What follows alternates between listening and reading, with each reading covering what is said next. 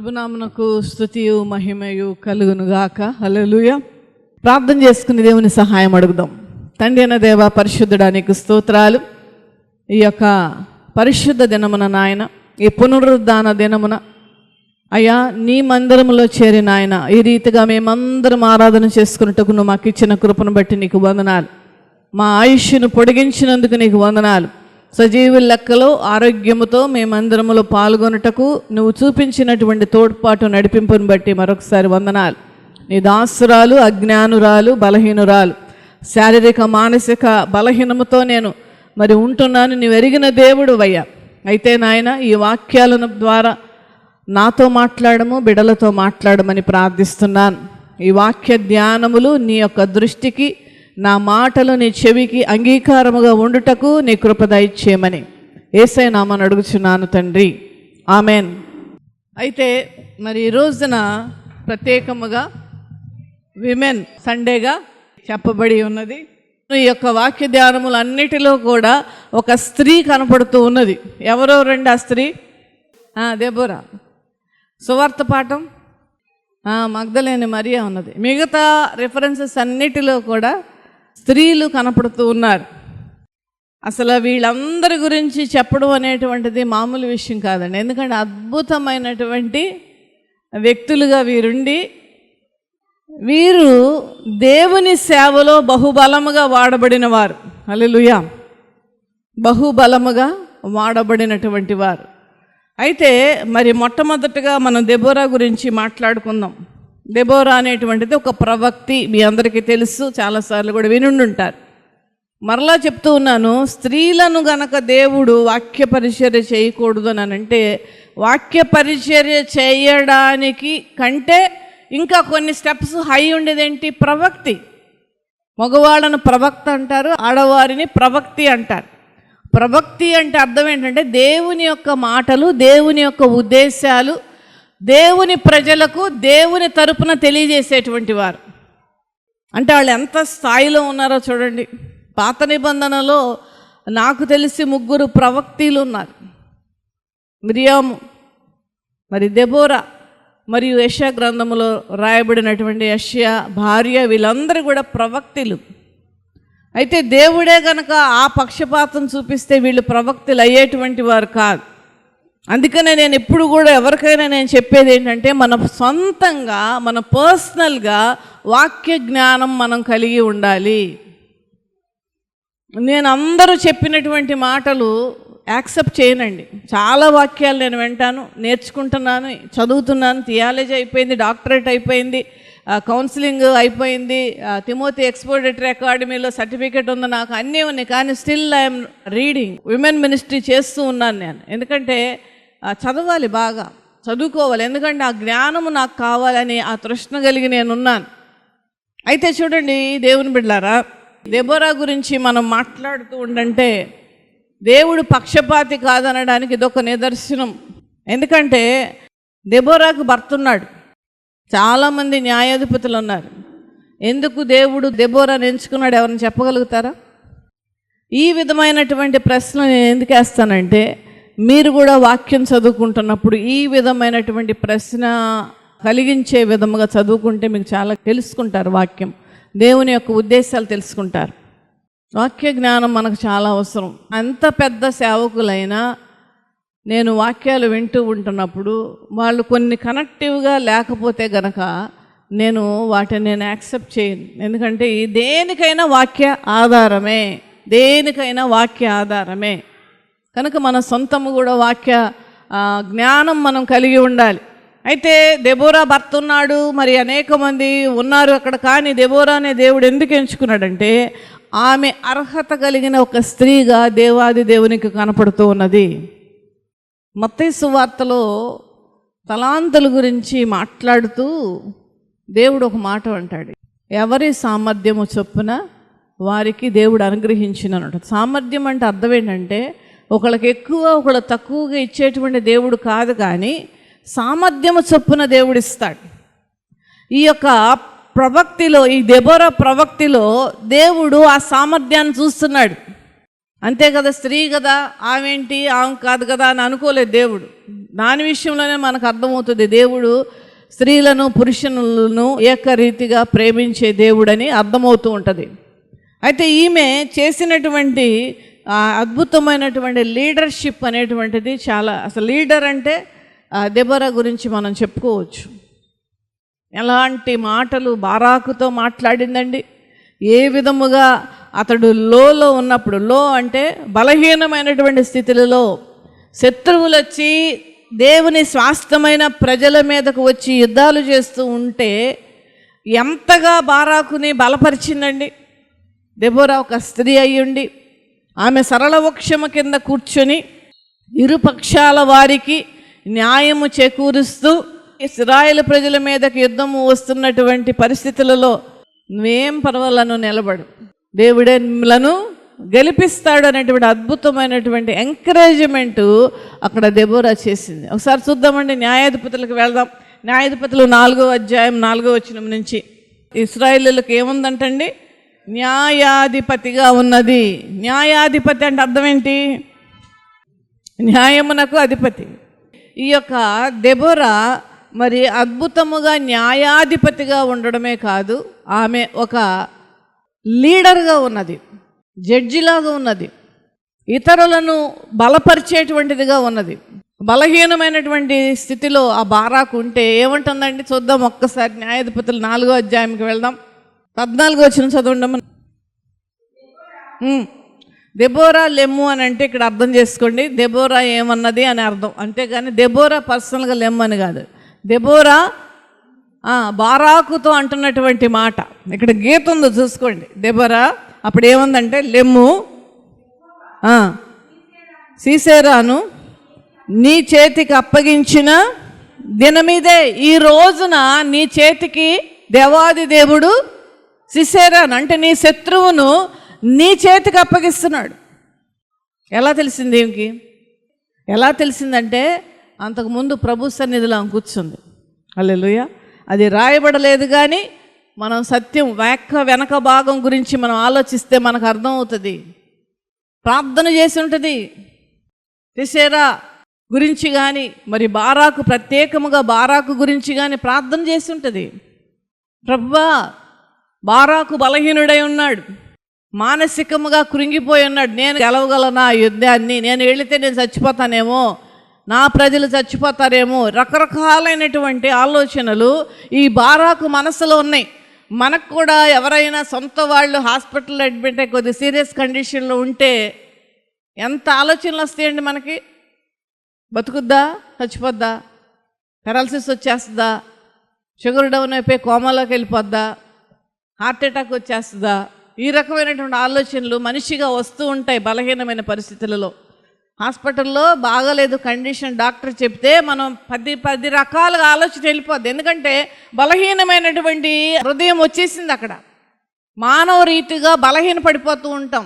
ఏం జరుగుద్ది, మనకి ఇష్టము లేనిది ఏదన్నా జరుగుద్దేమో అనేటువంటి భయాందోళన ఉన్నప్పుడు కృంగిపోతాం. బారాకును ప్రభు సన్నిధిలో పెట్టింది ఎవరు అంటే దెబోరానే.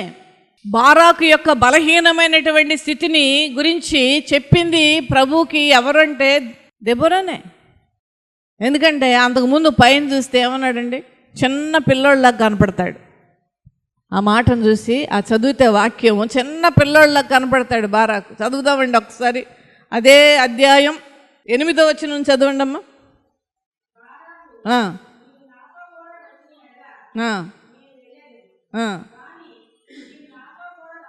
నాతో కూడా రాని ఎడల నేను వెళ్ళనని ఆమెతో చెప్పు. నువ్వు రావాల్సిందే.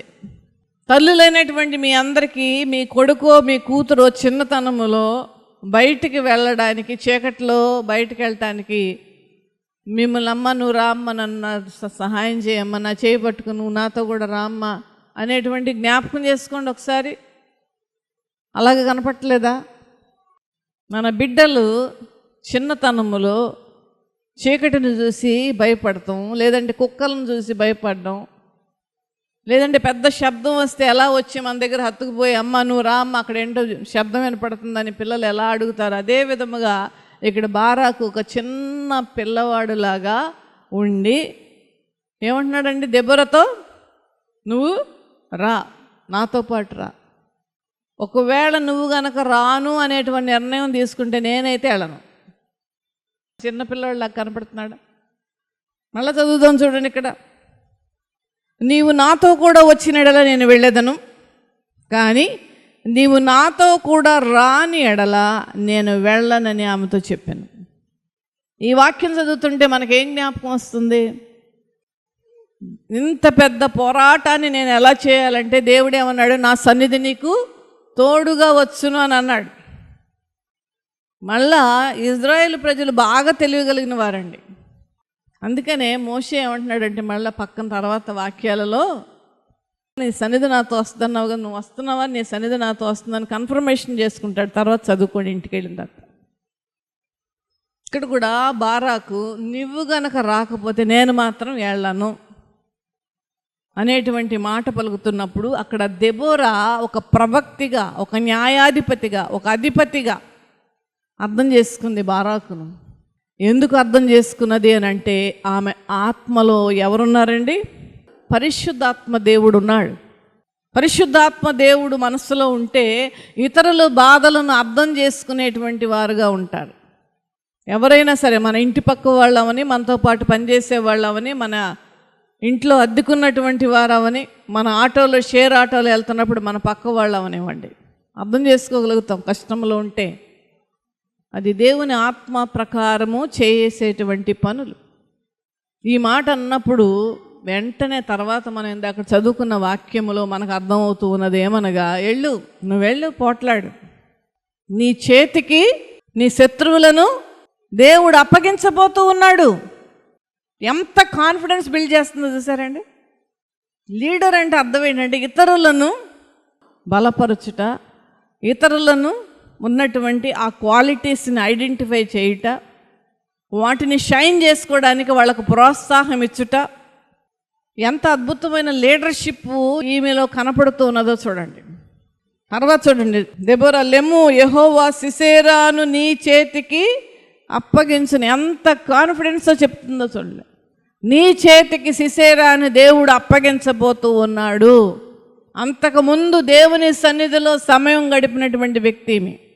దీని ద్వారా మనం నేర్చుకునేటువంటిది ఏంటంటే, మనము కూడా మన జీవిత యుద్ధములలో నేర్చుకోవాల్సింది ఏంటి అని అంటే ప్రార్థనలో సమయం గడుపుట. ప్రార్థనలో సమయం గడిపితే దేవుడే మనతో మాట్లాడతాడు.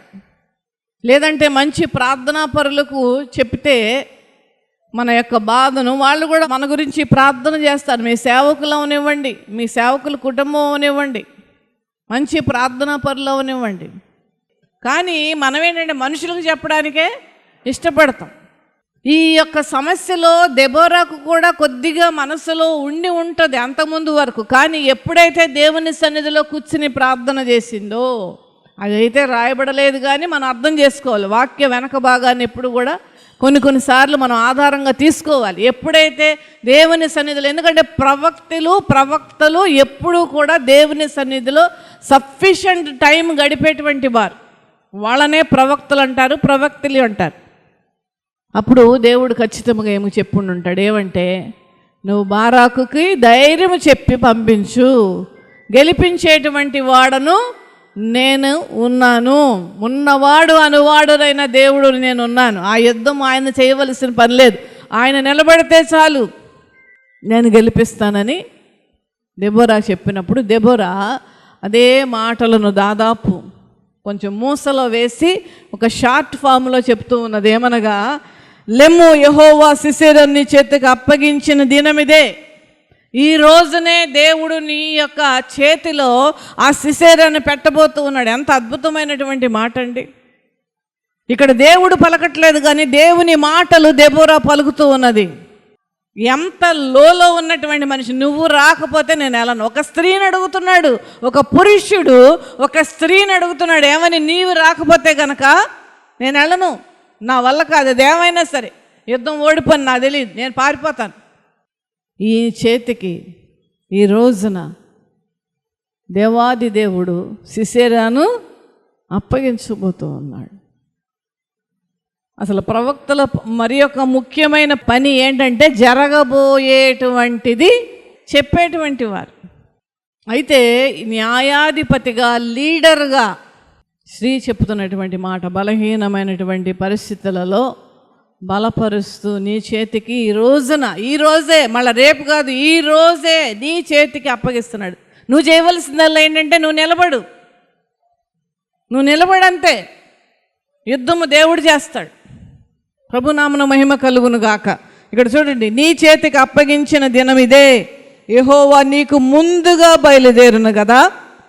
ఎంత అద్భుతంగా మాట్లాడుతుందండి. నీ ముందు వెళ్ళేది ఎవరు అనుకుంటున్నారు? యెహోవాయే. ఎంత బాగుందండి. ఈ మాటను మనం కూడా అన్వయించుకుంటే మన జీవితాలలో చాలా బాగుంటుంది, చాలా ధైర్యం వస్తుంది, చాలా నెమ్మది కలుగుద్ది మన హృదయాలలో. అద్భుతంగా మనం బూస్ట్ అవుతాం ఇలాంటి వాక్యాలను చదువుకొని.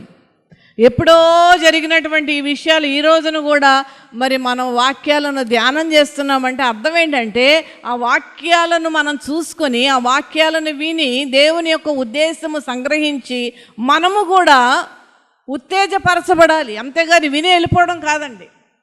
మనం ఇంప్లిమెంట్ చేసుకోవాలి. ఆ వాక్యాలను మన జీవితాలకు అన్వయించుకోవాలి. మన జీవితంలో కూడా ఇలాంటి యుద్ధాలు చేయవలసినటువంటి దినాలు చాలా ఉన్నాయి. అది మన ఆరోగ్య విషయం అవనివ్వండి, మన బిడ్డల యొక్క భవిష్యత్తు అవనివ్వండి, వాళ్ళ యొక్క వివాహాల విషయంలో అవనివ్వండి, లేదంటే చెడు అలవాట్లతో చాలామంది పిల్లలు చెడు అలవాటులతో తల్లిదండ్రులు అనుభవిస్తున్న క్షోభ అంతా ఇంత కాదు.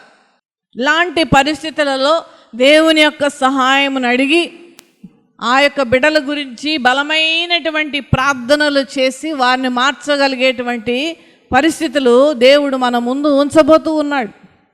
హల్లెలూయా. నీ చేతికి అప్పగిస్తాడు, నీకు ముందుగా నడుస్తాడు. మన జీవితాన్ని దేవుడు నడిపించేస్తాడు. చెయ్యి పట్టుకుని ఆయన మన జీవితాన్ని నడిపిస్తాడు. మనకు సలహాలు ఇచ్చి ఏ విధంగా చేయాలి, ఎలా చేయాలంటే విషయంలో మనకు సలహాలు ఇస్తూ ఆయన చెయ్యి పట్టుకొని మన జీవితాలు నడిపిస్తాడు. మనం చేయవలసిందల్లా ఏంటంటే ఆయన చెయ్యి అందించినప్పుడు మన చెయ్యి ఆయన చెయ్యిలో వేయడమే. క్రీస్తు బిడ్డగా మనం బ్రతుకుచు, ప్రభువా నా జీవితం, నా కుటుంబం, నా బిడ్డలు ఇవన్నీ నీ చేతికి అప్పగిస్తున్నా, నువ్వు నడిపించాయా అనేటువంటి ఒక చిన్న రిక్వెస్ట్ దేవుడికి చేస్తే దేవుడే నడిపిస్తాడు. ఇక్కడ ఈ మాటలు దెబోరాకు చెప్పాడు, దెబోరా బారాకు చెప్పింది. ఇది ఒక అద్భుతమైన టానిక్ లాగా బారాకుకు పనిచేసింది. కనుకనే యుద్ధానికి బయలుదేరాడు. వాగ్దానము చేసినవాడు నమ్మదగినవాడు. వాగ్దానం చేసినవాడు ఆ వాగ్దానాన్ని నెరవేర్చడానికే ఎప్పుడు చూస్తాడు పరలోకపు తండ్రి. ఆ పరమ తండ్రిని సేవిస్తూ ఉన్నటువంటి వారముగా మనము ఏ విధముగా ఉండాలి, దేవుడు ఏ విధముగా ప్రవర్తించాడో అదే విధంగా మనం ఉండాలి. అది క్రైస్తవుల యొక్క లక్షణం. మందిరాలకు రావడం, వాక్యాలు వినడం, పాటలు పాడడం, వెళ్ళిపోవడం అది కాదండి. వాక్య ప్రకారము నడుచుకొనుటగే నిజమైనటువంటి భక్తి. వాగ్దానం చేసిన దేవుడు నమ్మదగిన వాడు గనక దేవుని నోట నుండి పలికినటువంటి దేవుని మాటలను దెబోరా మాట్లాడి బారాకును ధైర్యపరిచింది. అప్పుడు వెళ్ళాడు, బారాకు గెలిచాడు. హల్లెలూయా. గెలిచిన తర్వాత అద్భుతమైనటువంటి ఒక స్తుతి గీతమును ఇక్కడ దెబోరా పాడినట్లుగా 5వ అధ్యాయంలో మనం చూస్తున్నాం. ఆయన నామాన్ని కొనియాడింది, ఆయన నామాన్ని ఘనపరిచింది, ఆయన నామంలో ఉన్న శక్తిని ఆమె కొనియాడింది. అద్భుతమైనటువంటి స్త్రీ. అదే సువార్తల్లో ఉన్నటువంటి మగ్దలేని మరియా గురించి చెప్పాలంటే ఆమె చాలా దయ్యాలు పట్టినటువంటి వ్యక్తిగా అంతకుముందు ఉన్నది. అయితే ప్రభులు వారు యాజ్ యూజువల్గానే దయ్యాలు పట్టినటువంటి అనేక మందిని వదిలించిన రీతిగానే మగ్దలేని మరియాను కూడా దయ్యాల నుండి విడుదలను ఇచ్చారు. ఎప్పుడైతే తన జీవితము అంటే ఎందుకు అంత ఇదిగా ఆమె జీవితం మార్చబడినది అనేటువంటిది ఆలోచిస్తే ఆమెకు ఆ కృతజ్ఞతా భావం ఉన్నది. ఆమె దయ్యాలతో ఎంత బాధపడిందో ఆమెకు తెలుసు. ఎవరైనా మనం అనుభవిస్తున్నటువంటిది బాధ మనకే తెలుసు. అది సొంత భర్త అయినా, సొంత భార్య అయినా, బిడ్డలైనా, ఇంకెవరైనా సరే ఎవరు కూడా అర్థం చేసుకోలేరు. నొప్పిని భరించేటువంటి వారికే తెలుసు ఆ నొప్పి యొక్క తీవ్రత. అదే విధముగా మగ్దలేని మరియ కూడా ఆ దెయ్యాలు పట్టి పీడిస్తూ ఉన్నప్పుడు ఎంతగా పీడింపబడింది, ఎంతగా బాధపడింది అని ఆమెకు తెలుసు గనక ఆ బాధలో, ఆ పీడనలో, ఆ విడుదలను ఆ ప్రభు యొద్ద నుండి ఆమె పొందుకున్నది గనక ఆమె యొక్క జీవితం కృతజ్ఞత భావముతో ఉండి ప్రభు శిష్యురాలైంది. ఎలా అయింది? ఒక్క ఉదాహరణ చెప్పండి. మగ్దలేని మరియ ప్రభు శిష్యురాలైందని ఒక్క ఉదాహరణ చెప్పండి. ప్రభుతోటే ఉన్నది ఆమె తర్వాత అంతా కూడా తన జీవితం.